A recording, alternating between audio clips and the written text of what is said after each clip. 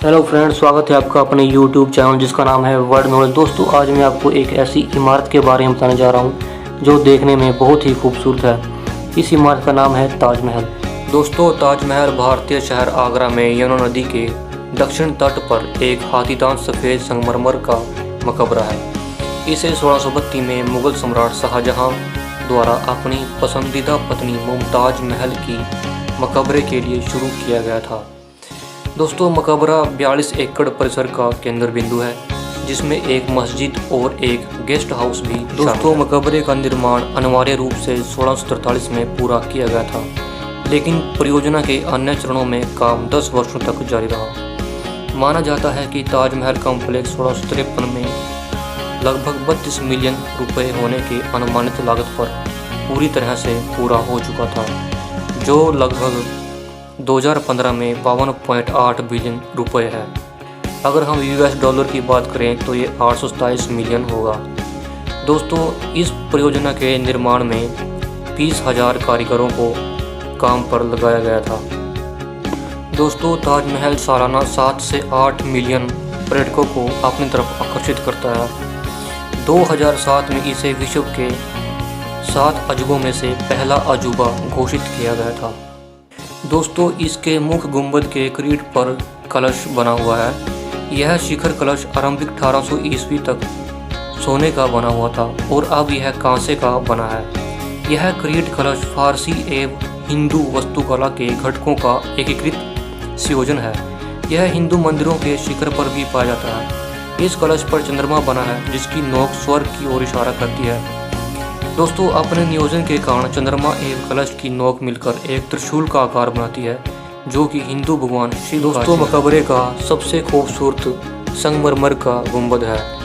इसका सबसे ज़्यादा शानदार भाग है। इसकी ऊंचाई लगभग इमारत के आधार के बराबर 35 मीटर है और यह एक 7 मीटर ऊंचे बेलनाकार आधार पर स्थित है।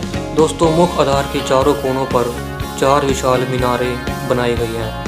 यह प्रत्येक मीनार 40 मीटर ऊंची है। दोस्तों, ये चारों मीनारों का झुकाव बाहर की तरफ किया गया है। ऐसा इसलिए किया गया है ताकि भूकंप आने पर अगर ये मीनारें गिर जाएं तो ये बाहर की तरफ ही गिरें, ताकि मकबरे को कोई हानि न पहुंचे। दोस्तों, ताजमहल इमारत रक्षा दीवारों से घिरा हुआ है। यह दीवारें 3 और लाल बुलवा पत्थर से बनी हैं एवं नदी की ओर इनका द्वार खुला हुआ है। इन दीवारों के बाहर आंतरिक मकबरे स्थित हैं, जिसमें शाहजहां की अन्य पत्नियां दफन है और एक बड़ा मकबरा मुमताज़ की प्रिय दासी के लिए भी बनाया गया है। ये इमारतें भी अधिकतर लाल बुलवा पत्थर से ही निर्मित हैं तथा उस काल के छोटे मकबरों को दर्शाती हैं। दोस्तों, इसका मुख्य दरवाज़ा भी एक स्मारक की तरह बनाया गया है। यह भी संगमरमर और लाल बुलवा पत्थरों से बनाया गया है। यह आरंभिक मुगल बादशाहों के वास्तुकला का स्मारक है। दोस्तों, इसके निर्माण के लिए लगभग 3 एकड़ के क्षेत्र को खोदा गया और उसमें कूड़ा करकट भर कर उसे नदी सतह से 50 मीटर ऊंचा बनाया गया, जिससे कि सीलन आदि से बचाव हो पाए।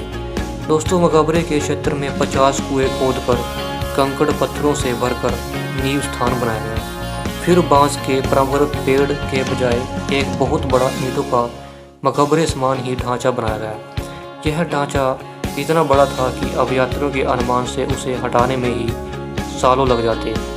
दोस्तों, इसका समाधान यह हुआ कि शाहजहां के आदेशानुसार स्थानीय किसानों को खुली छूट दी गई कि एक दिन में कोई भी चाहे जितनी ईंटें उठा सके। दोस्तों, इससे यह हुआ कि वह ढांचा रात भर में ही साफ हो गया।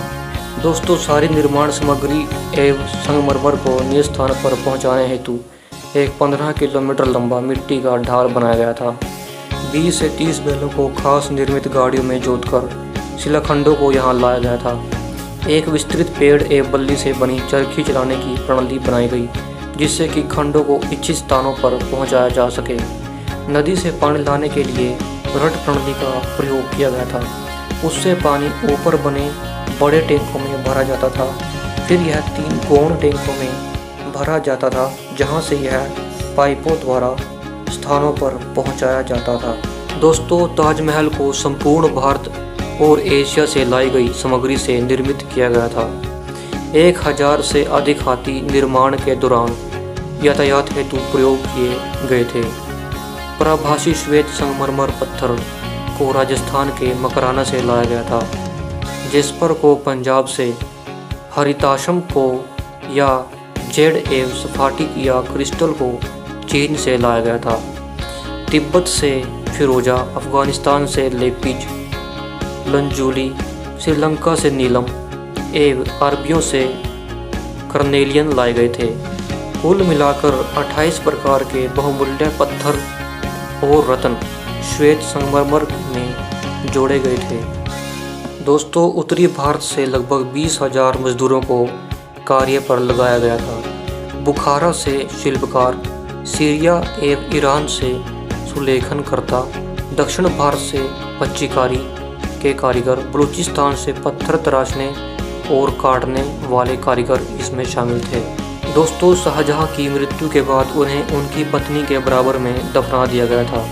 दोस्तों, ताजमहल प्रत्येक वर्ष 20 से 40 लाख दर्शकों को आकर्षित करता है, जिसमें से 2 लाख से अधिक विदेशी होते हैं। दोस्तों, अधिकतर पर्यटक यहां अक्टूबर, नवंबर और फरवरी के महीनों में आते हैं। दोस्तों, ताजमहल को देखकर ही दुनिया के विभिन्न हिस्सों में इससे मिलती जुलती इमारतें बनाई गई हैं। चीन के शेंजन शहर के पश्चिम भाग में स्थित window of the world theme park में ताजमहल की प्रतिकृति बनी है।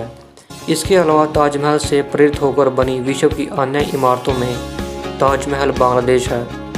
औरंगाबाद, महाराष्ट्र में बीबी का मकबरा भी इसी के देखकर बनाया गया है। अटलांटिक सिटी, न्यू जर्सी स्थित ट्रंप ताजमहल भी इसी की तरह बनाया गया है। दोस्तों, कुतुब मीनार भारत की सबसे ऊंची मीनार है, पर आपको यह जानकर हैरानी होगी कि ताजमहल कुतुब मीनार से भी ऊंचा है। कुतुब मीनार की ऊंचाई 72.5 जबकि ताजमहल 73 मीटर ऊंचा है। दोस्तों, दुनिया में जितनी भी इमारतें हैं उनमें से सबसे अच्छी कैलीग्राफी ताजमहल पर की गई है।